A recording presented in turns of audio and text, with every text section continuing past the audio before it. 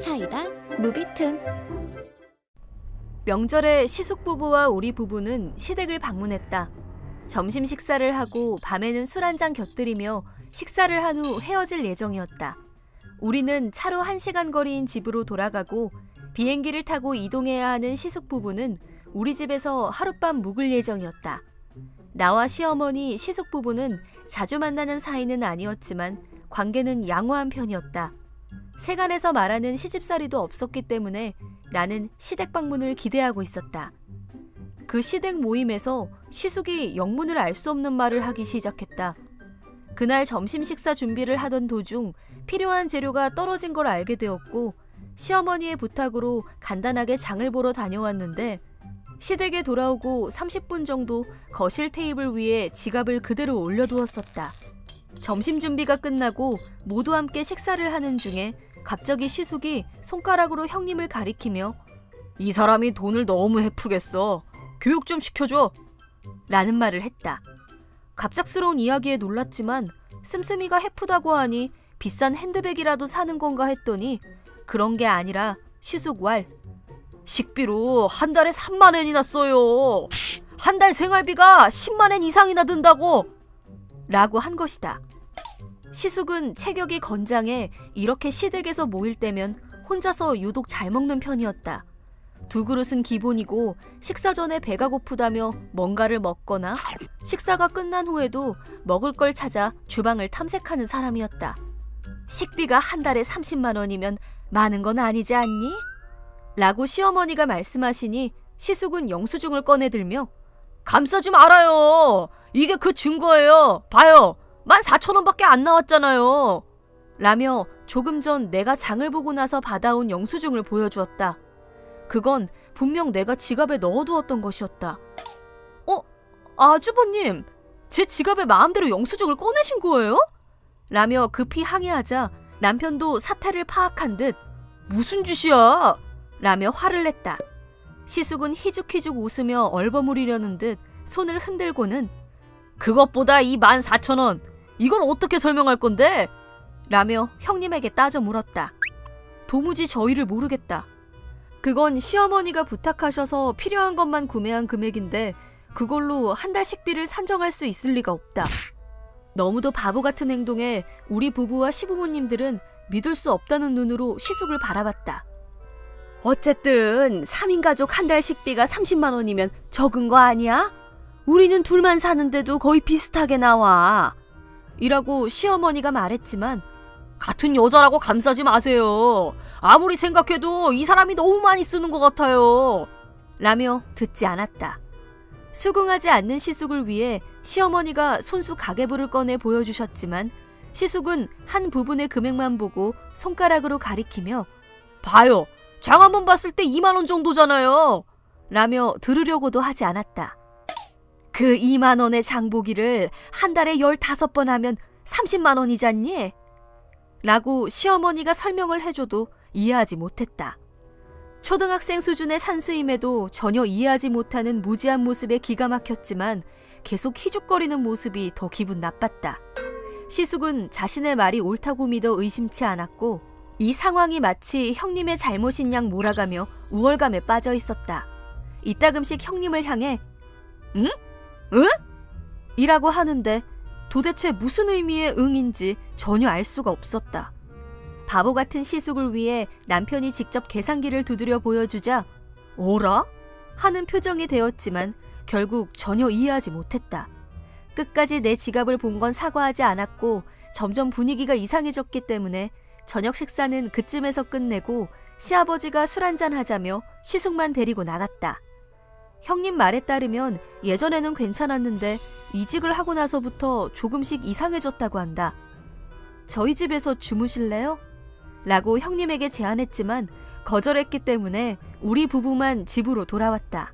돌아가는 길에 차 안에서 내가 "남편이 저런 사람이어서 형님이 너무 불쌍해" 라고 무의식 중에 말이 튀어나와 버려 당황한 나머지 급히 입을 닫았다.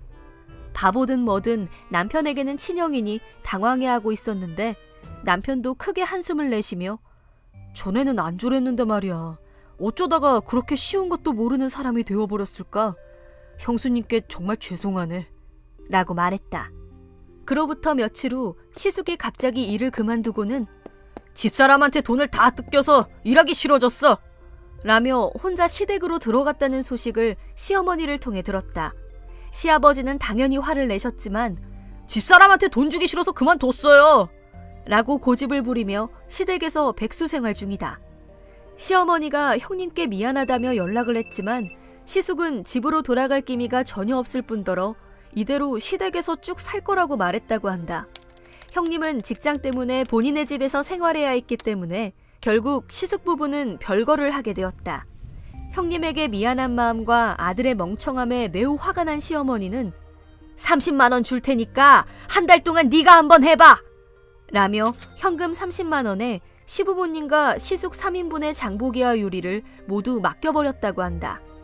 참고로 시숙이 요리하는 건 한 번도 본 적이 없다. 항상 마차의 말처럼 형님을 부려먹었고 물 한 잔도 스스로 떠다 마신 적이 없었다. 시숙은 요리는 할 줄 모른다며 항의를 해서 결국 요리는 시어머니가 하기로 하고 장보기와 관련된 것만 시숙에게 일임했다고 한다. 이 제안에 시숙은 쉽지 뭐 라며 여유를 부렸다고 한다. 평소 자신이 형님에게 했던 대로 시어머니께 오늘은 갈비찜이랑 감자 샐러드랑 차돌된장국 해줘요. 오늘은 스파게티랑 스프 라며 먹고 싶은 메뉴를 말하며 엄청 먹어댔다고 한다. 시숙은 식성이 대단해서 쌀도 순식간에 바닥을 보였고 고기든 야채든 계속해서 사들였다고 한다. 시숙이 가계부를 쓸 리가 없으니 장을 보고 나면 지갑 안에 든 영수증을 시어머니께 건네주기만 했는데 보름이 지났을 무렵 잔액 5만 원을 찍었다고 한다. 그러고는 돈이 부족하니 더 줘요 라고 말해 시어머니가 한 달에 30만 원이면 충분하다고 네가 말하지 않았니? 남은 5만 원을 다 쓴 후에도 추가로 더 주지는 않을 거야. 뭐라고요? 그게 뭐예요? 그럼 밥은 어떻게 먹으라는 거예요? 누가 할 소리니? 아내한테 그렇게 심하게 말해놓고 이게 지금 무슨 짓이야? 네 평소 식성에 월 30만 원으로 식비를 충당했던 거면 네 아내가 얼마나 노력했던 건지 넌 정말 모르는 거니? 라며 호통을 쳤다고 한다. 시숙은 한 번 더 지갑을 확인하고는 보름도 안 되어서 잔액 5만 원이라는 이 상황을 그제서야 겨우 자각하고는 아무 말도 하지 못했다고 한다. 이 일을 계기로 시숙은 서서히 평소의 모습으로 돌아왔고 미안하다며 형님에게 전화했지만 형님이 받아주지 않아 아직도 별거 중이라고 한다. 충격을 받은 형에게 그땐 왜 그런 생각을 했던 거야? 라고 남편이 물으니 당시 시숙이 일했던 회사가 조금 이상한 곳이어서 세뇌를 시킨다고 할까? 일은 훌륭한 것이고 보람을 느끼는 것이 최고다. 급여보다 보람이 중요하다는 게 사운이었고 이렇게 훌륭한 일을 해서 번 돈을 감사한 마음도 없이 척척 써대는 아내를 용서할 수 없어! 라는 심경이었다고 한다. 그런 곳에서 일하다 보니 점점 아내의 행동이나 돈이 눈에 들어오게 되었다나 뭐라나. 하지만 세뇌당했던 것을 이유로 모든 걸 용서한다고 말할 수 없는 형님 마음도 알 것 같았다. 형님도 맞벌이를 하고 있음에도 왜 그렇게 식비를 절약했는지 궁금했었는데 시어머니를 통해 그 이유를 듣게 되었다. 형님은 언젠가 직접 집을 지어 내 집 마련을 하기 위해 절약을 했던 것이었다. 우리 부부가 전원주택을 지은 걸 보고 형님네도 내 집이 갖고 싶었다고. 그래서 수입은 있었지만 절약한 거였는데 시숙이 소동을 벌인 것이다. 당연히 용서가 힘들 거라고 생각했다. 형님이 내 집 마련을 꿈꾸고 있다는 사실을 몰랐던 시숙은 더 큰 충격을 받았고 지금은 시댁 근처에 있는 직장에 취업해 형님에게 용서받기 위해 돈을 모으고 있다고 한다. 얼마 전 오랜만에 시댁에 갔더니 요전에는 기분 나쁘게 굴고 이상한 말을 해서 정말 미안했어요. 라며 시숙이 재차 나에게 사과했다. 지갑 사건 말이다. 아, 확실히 정상적인 사고를 하게 되었구나 하는 느낌이 들었다. 뭐 몇 년이 걸릴지는 모르겠지만 아직은 아슬아슬하게 형님이 이혼 얘기를 꺼내지 않고 있는 상황이고 일단은 이번 일의 사정에 대해서도 밝혔으니 남은 건 시숙하기 나름이라고 생각한다. 나는 형님이나 시댁이 싫지 않기 때문에 언젠가 또 다 같이 모이고 싶은 마음이다.